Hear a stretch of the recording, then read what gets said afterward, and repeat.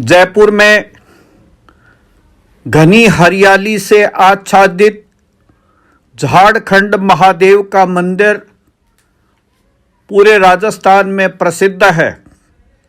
झारखंड नाथ शिव मंदिर को लोक पूज्य बनाने में बाबा देवीदास जी और बाबा गोविंद नाथ जी का बड़ा भारी योगदान रहा। बाबा देवीदास जी ने 125 साल पहले नवरात्र में यहाँ दुर्गा का अनुष्ठान किया था। बाद में साधना करते हुए उन्होंने खुद को माँ के चरणों में समर्पित करते हुए समाधि ले ली थी। मंदिर के शिवलिंग के सामने बाबा देवीदास जी की समाधि आज भी बड़ी पूज्य है। बाबा देवीदास की समाधि के बाद 1911 में मस्तानी के नाम से एक अवधूतनी आई और उसने यहाँ पर कुछ दिन तपस्या की। उसके साथ 2 बालक भी थे। उनमें एक बालक गोविंदनाथ के लिए धूनी कायम की और कहा कि 12 साल तक तुम तपस्या करते रहो। अवधूतनी एक जगह नहीं रहती थी। अवधूतनी की जाति और धर्म के बारे में किसी को पता नहीं है। गोविंदनाथ की कठिन तपस्या को देखकर तिबारा बनाने के लिए एक ठेकेदार हीरालाल ने पत्थर डलवा दिए थे। बाद में बब्बू सेठ गोविंद नारायण सोमानी ने तिबारे का निर्माण करवाया। गोविंदनाथ की तपस्या पूरी होने के 12 साल बाद कहते हैं मस्त अवधूतनी आई और बाबा को आशीर्वाद देकर चली गई। बाबा गोविंदनाथ ने 1939 में समाधि ली थी और उनकी आज तक प्रज्वलित धूनी की भभूति को भक्त लोग धोक लगाकर साथ ले जाते हैं। एक बुर्ज की कोठरी में बाबा की अखंड ज्योत आज भी जल रही है। बाबा गोविंदनाथ की लाठी आदि सामान का और छतरी में बनी समाधि का कांच की खिड़की में से दर्शन लोग करते हैं। मस्तानी बाई के साथ गोविंदनाथ से एक बड़ा बालक भी था। लोग कहते हैं कि वह बालक संत साईं बाबा हुआ। साईं बाबा की जीवनी में इसका कोई उल्लेख नहीं मिलता है। अवधूतनी मस्तानी बाई के 1943 में शिवरात्रि की रात में झारखंड महादेव में आने का भी कई लोग उल्लेख करते हैं। झारखंड में चारों पीठों के शंकराचार्य आ चुके हैं। पूर्व उपराष्ट्रपति भैरव सिंह शेखावत, राष्ट्रपति डॉक्टर शंकर दयाल शर्मा, मुख्यमंत्री हरिदेव जोशी यहाँ पर सहस्त्र घट करवा चुके हैं। IAS रहे SN थानवी रुद्राभिषेक के लिए फलोदी के रुद्रपाठी विद्वान ब्राह्मणों से यहाँ पर अनुष्ठान करवाते थे।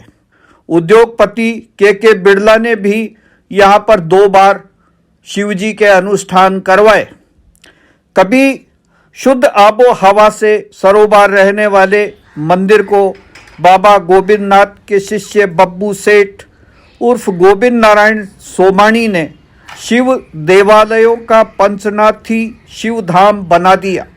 सन 1916 में पिता जगदीश नारायण की मृत्यु के बाद बब्बू सेठ अपने मित्रों के साथ महादेव मंदिर में आए थे। उन्होंने बाबा गोविंदनाथ को वहाँ पर तपस्या में लीन देखा और उनसे प्रभावित हो गए। गोविंदनाथ जी महाराज खातीपुरा से भिक्षा लेकर आते थे। 2 मोटे टिक्कड़ बनाते थे। एक टिक्कड़ भैरवनाथ जी को चढ़ाकर स्वानों को खिला देते, दूसरा टिक्कड़ महादेव को भोग लगाकर फिर उसका वे खुद प्रसाद ग्रहण करते थे। बाबा गोविंदनाथ जी को भिक्षा में मिले अनाज आदि को वो चींटियों और पक्षियों को डाल देते थे। बब्बू सेठ घर बार छोड़कर बाबा की सेवा में झारखंड में रहने लगे। बाबा गोविंदनाथ की आज्ञा से बब्बू सेठ ने कुआं और कोठरी बनवाई, ऊंची 4 दीवारी और चारों कोनों में बुर्जे बनवाई। 1918 में जयपुर के महाराजा माधो सिंह इधर से निकले तब बब्बू सेठ ने चांदी के सिक्कों से उनका नजर करके स्वागत किया था और मंदिर के निर्माण की जानकारी दी थी। सन 1927 में बब्बू सेठ को बाबा गोविंद नाथ ने उदास देखा और पूछा, कहा क्या बात है?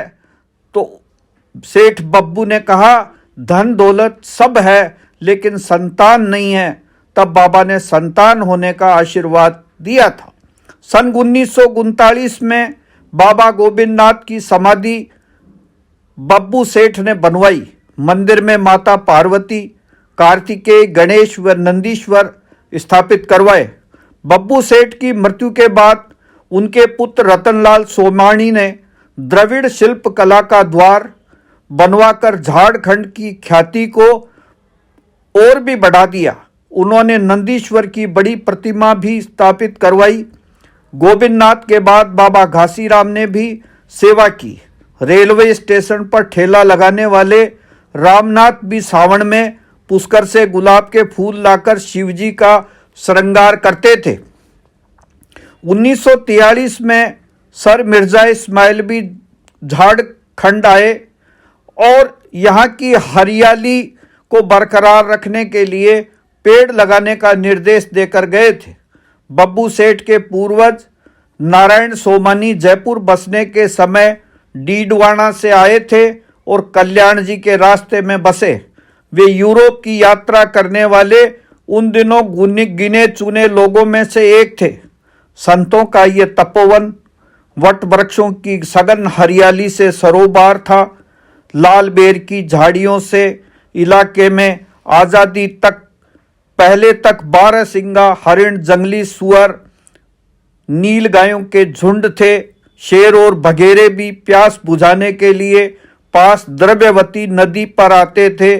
आपस में गलबाहें कर लिपटे वट वृक्ष भी मोर, तोते, कबूतर, चिड़िया आदि पक्षियों के लिए पसंदीदा बसेरा थे। लोग झारखंड के शिवलिंग को स्वयंभू मानते हैं। कुछ लोग इस जगह को गोरखपंथी नाथों का तपस्या स्थल भी मानते हैं। तर्क दिया जाता है कि आमेर नरेश पृथ्वीराज सन 1503 के समय ढूंढाड़ में गोरखपंथी योगियों की भक्ति परंपरा का जोर रहा। गलता में रघुनाथगढ़ के कनफड़ा योगी तारानाथ पृथ्वीराज के पहले राजगुरु थे। वैद्य और डॉक्टर भी रोगियों को ताजी हवा का सेवन करने के लिए झारखंड में भ्रमण करने की सलाह दिया करते थे। महारानी मरुधर कंवर भी बीमार हुई तो फिर झारखंड इलाके में उनको भ्रमण कराया जाता था। उन दिनों सोडाला पुलिस थाने की जगह जंगलात की चौकी थी।